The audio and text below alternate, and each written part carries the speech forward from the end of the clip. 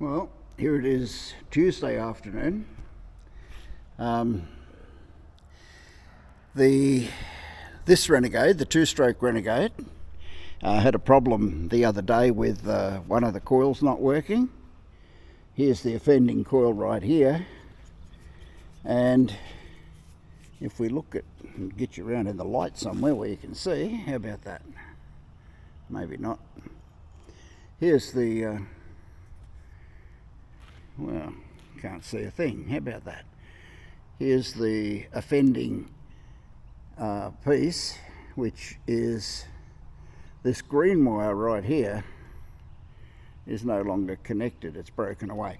These coils were the original ones on my second engine. They weren't on my original engine. And I don't know this engine very well at all, but that was the problem. Only took a few minutes to change that. Also, I've changed the plug leads. I did that the other day. And changed the spark plugs and I don't know, whatever else. Oh, the spark plug caps, the actual cap that clips onto the plug. They weren't easy to find. I don't know. But anyway, it's time to go for a fly and test this, test the two-stroke out and see how it performs. So let's do that.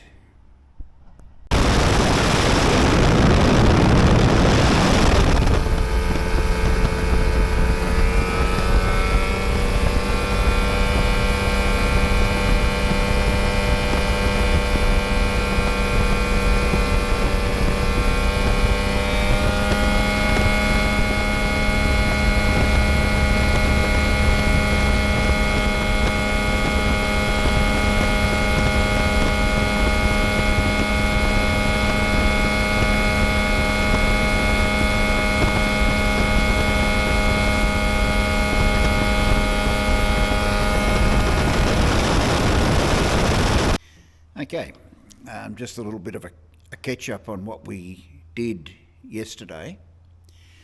I'm pleased to say that the two-stroke Renegade's going like a dream, happy as can be.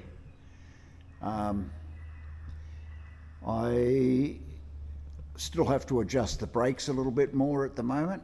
They, I don't think they've ever been used. I know I never used them. And the actual brake shoes were never actually worn into the drums. So I've started to use them, and as they'll wear pretty quickly, and as I use them, then I can adjust the cable up a bit more. So that's a good thing. I didn't install the new brakes. The new brakes are just here on the table somewhere. But anyway, so yesterday I went out, took a couple of old toilet rolls that were laying in the hanger here, probably from the last time I'd chased toilet rolls, which is a couple of years ago. And that was a failure. That was a failure. I threw them out. They unfurled a couple of turns of paper and then just fell to bits. They were probably had been wet. They were old and puffed, a bit like me actually, very similar. So I was discussing that with Robert Finlay this morning via text, and I came to the conclusions that maybe I can show you what I do and how I do it with regards chasing toilet paper, because with the Renegade, that's one of the most fun things you can do. But there's a couple of pitfalls. If you put videos on YouTube like I do, just try not to do anything illegal, okay? Illegal is not good, especially when you've recorded it and you've supplied the evidence for your own demise. That's not a good thing. Don't go down that path.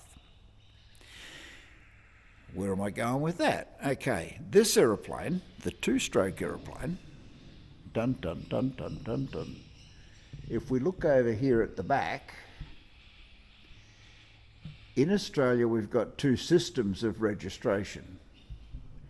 This is one of them. See how it's got numbers, that 194057? Well, that says that this is the category that this is registered in. The aeroplane is not allowed to do aerobatics. So if you see me chasing a toilet roll in this aeroplane, I probably won't be going at more than 60 degrees angle of bank. Whoops, let's zoom that out a bit. And I think it's 45 degrees of nose up or nose down. Yeah, you won't see me doing that. So you might go, what the hell did you do that for? It looks like it's a half a job. Like I say, don't be stupid enough to video yourself doing silly things on YouTube, illegal things on YouTube. Okay. Now, like I said, there's two distinct registration paths you can go down in Australia, and both have their benefits and their pitfalls. This particular one with the numbers that we already looked at, this one, it's not administered by civil aviation. It's administered by recreational aviation, which is a totally different branch altogether.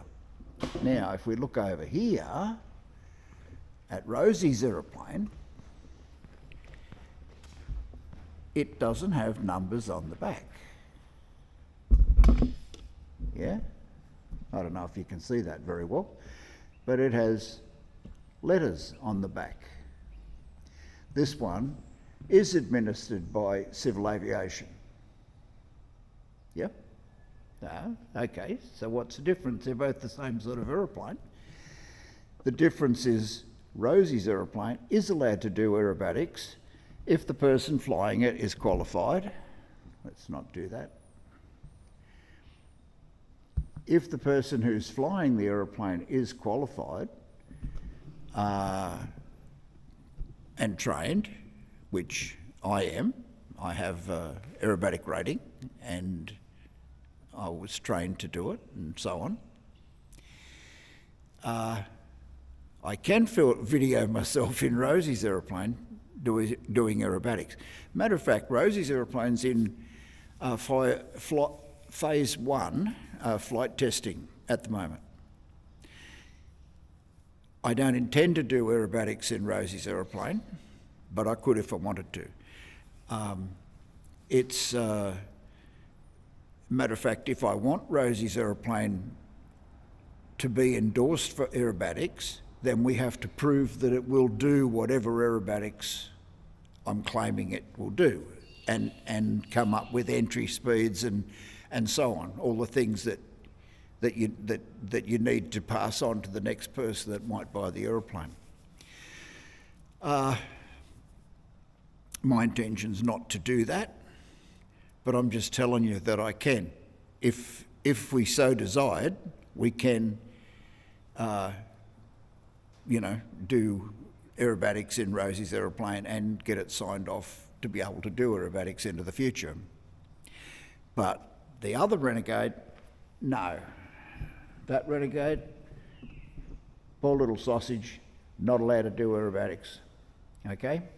So, hopefully you won't see me going at more than 60 degrees angle of bank or more than 45 degrees nose up or nose down. Just thought I'd let you in on that. Hey, mate.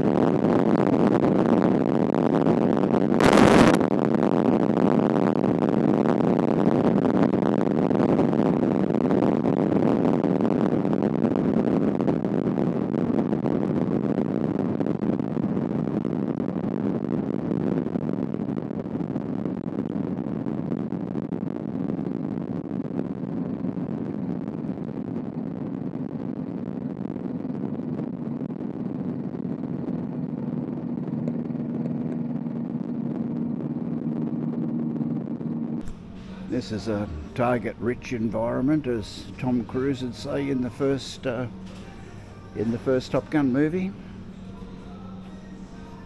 Look at this. Here we go. Righto, here's the one I settled on. This is, this is 100% recycled toilet paper. So, you know, imagine that job, washing these out and gluing all the sheets back together again. But anyway, you need that, and you need some super glue. Yeah, because what we're going to do next, I'll show you. I swear these things are only half as big as they used to be, but anyway, it's cheap. I think it cost me $4 for 8 rolls, so, you know, not very dear. The problem is, if you get to the end of the roll, these, when you throw them out, you just make sure they're not glued down like that one is. So you make sure that the first couple of rolls come off. What you don't want is for all of the paper to dispense and then the cardboard reel to fall off, because when it does that, the paper sort of concertinas itself and folds itself back up and wraps itself in a knot, and you don't want to be hitting that at speed.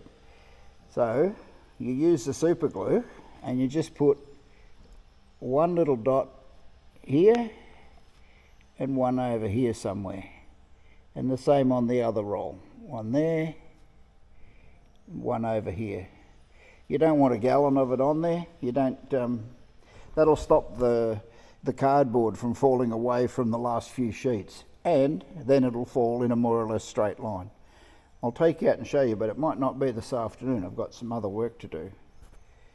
Anyway, that's it. See what I mean? This is the roll I just put the super glue on. This is the roll from whatever, a couple of years ago, when this and the two others I used earlier in the video are the only ones left. I will put some super glue on here and try and use this one, but I don't expect miracles from it. It'll probably do exactly the same as the ones yesterday. But look at that, it's probably lucky to be half the length of these stupid ones.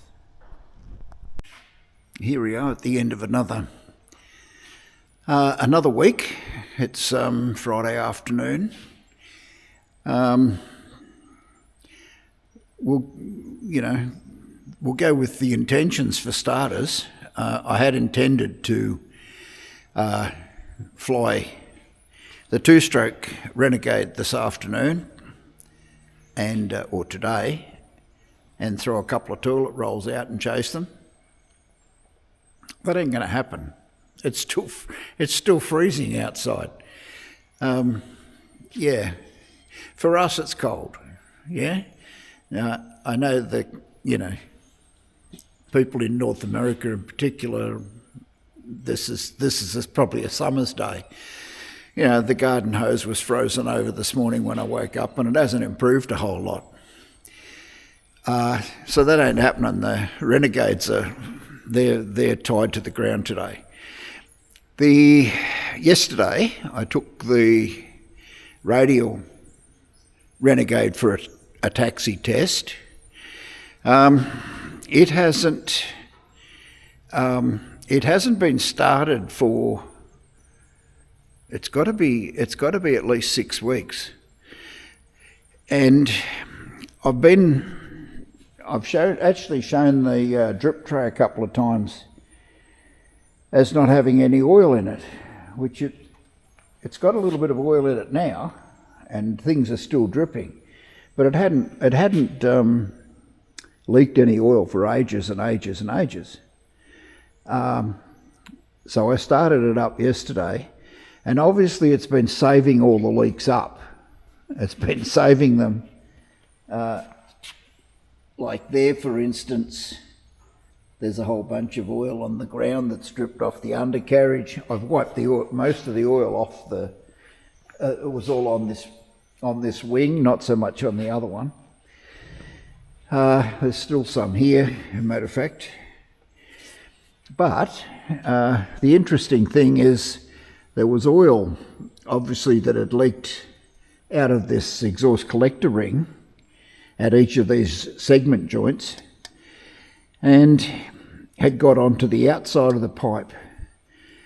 So interestingly enough, whenever I throttled up to turn or whatever I was doing, it'd heat the daylights out of the pipe and a whole bunch of oil vapour and smoke would come off the actual exhaust system itself, not out of the, well, probably out of the exhaust pipe as well, but I couldn't see that. But certainly wherever those joints were and the bit in between. Yeah, so anyway, where are we? That's the thing. Let's have a bit of an update. The panels are back on. That was last week. The wings are all back on and rigged and everything else. The duplicate flight control inspection's been done. The only thing outstanding here that I want to do is I want to take the gascolator, open the gascolator and see if there's any debris that has come out of the wing tanks where I've been working on them. And I'll do that. And then the cowls can actually go on, although judging by the amount of oil I got off everything, it's going to make a hell of a mess in there. And for whoever pointed it out to me, another radial renegade or another Rotec person pointed out that I should, can you see my finger? Yep, right there. I should put a cable tie around here that'll hold the distributor caps, that little clamp to hold it shut. And that's a very good idea, and I will do that. I'll do that before I put the cowls on. But yeah, she got pretty oily yesterday, and it needs a good wash as well. It's been sitting around in dusty atmosphere. But it's ready to go. I am on top of the paperwork. I've got most of the paperwork sorted inside. I probably need... I'm probably supposed to have pilot operating notes, or whatever they call it. It's such a simple aeroplane. I can't see the reason for having that, honestly. But if that's what it takes, then that's what it takes, and I'll. But it'll be, you know, it's not going to be much of a book. It might just be, you know, a couple of pages that says, just look at the engine instruments and even the flight instruments, and if they've got an arc, don't go into the red bit. Just you know, which they all do, the engine ones anyway. They have a red arc, they have a green arc, and they have a yellow arc. Well, even the manifold pressure, okay. Now, that's a bit unbelievable, but the tacho, here's your green arc here, there's the yellow arc here, around 3,500 RPM, and the red line up to 4 grand. Well, you know, I can't see much of a reason for going much above 3,000. The airspeed indicator, I do have some arc marking material, and I will add the arcs to that, but not probably not until after I've done the flight testing. There's not much point until I actually find out what the numbers are going to be. I'm not going to guess at them. So anyway, that's where we are. This weekend should be pretty good, so hopefully I can continue the first part of this video next weekend, probably Sunday. The weather is meant to be good. We've hardly had winter yet. We're halfway through winter, but winter hasn't happened. It's a non-event. Today's the closest we've had to having a cold day. And the last week has been absolutely bloody fabulous during the days. The days have been superb, really, really good days. and I expect Saturday will be reasonable, and I expect Sunday to be better than Saturday. So if you're going to get your feet off the ground, that'd be a good time to do it. Because I'm basically a greedy pig, and because I can, I've got the RV there, and I might take the RV for a fly right now, on account of I need to. Unfortunately, it doesn't have a hatch. I can't throw toilet rolls out of the RV, so that probably isn't going to happen. But anyway, let's go and give it a go. Well, that was pretty good. Yeah, it's cold, not inside with the heater on, of course, but it was cold, and below about 1,000 feet AGL it was fairly bumpy, but above that it was lovely. So I just did a big tour of the town, stayed about 10 or 15 miles out, and did nearly a full lap, and no, it was good fun. About half an hour of flying, so lovely. You know the rules. Try and get your feet off the ground if you can. Wherever you are, it's got to be better than here. Bye now.